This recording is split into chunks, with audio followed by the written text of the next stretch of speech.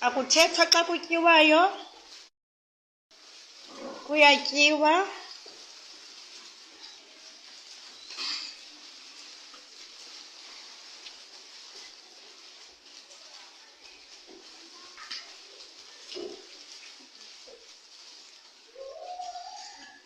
Naba ke bazali bayatya kodwa ngaphandle noxakana uke utye, vula ipayi yakho utye noxakana.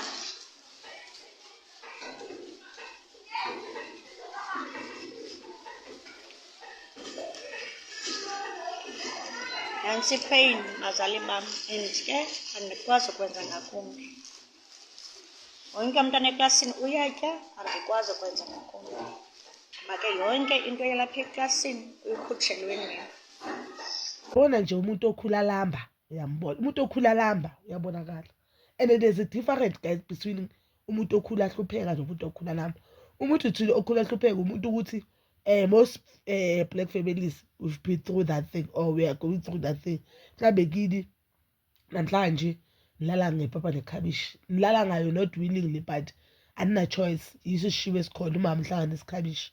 Or mhlambe kini umama namhlanje nilala ngepapa nomrorho spinach. Or mhlambe yabo understand, sometimes umama akanamali ucarry rand, but lo khula lambe yilo ukuthi kubo noma ayenza into wrong bamphanishe ukuthi uzolala ungadlanga. I don't understand ukuthi lo mem lo why bakayenza content ngento ebuhlungu kanje. Please tell me why. Ukuthi lo mem why yenza content ngento ebuhlungu kanje.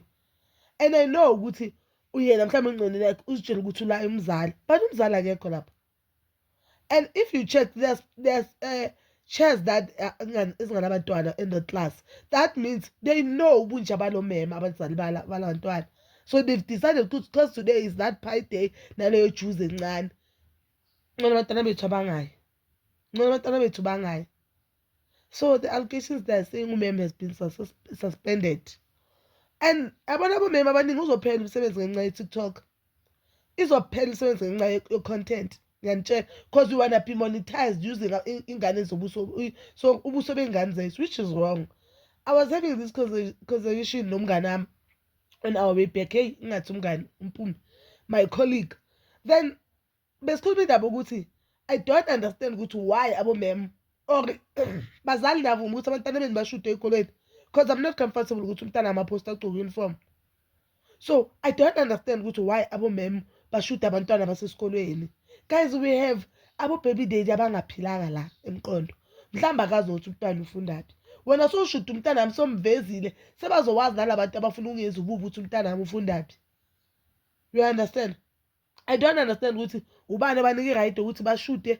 I don't understand why ukuthi abo-principal abanga-address this thing. I don't have a problem umem makathatha i-content esikoleni, athatha i-content yakhe.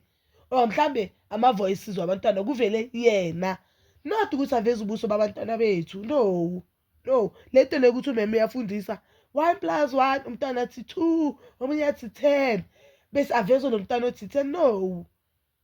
No, that is wrong, guys. That is wrong. And I've seen a lot of teachers that do content abantwana bethu, which is wrong.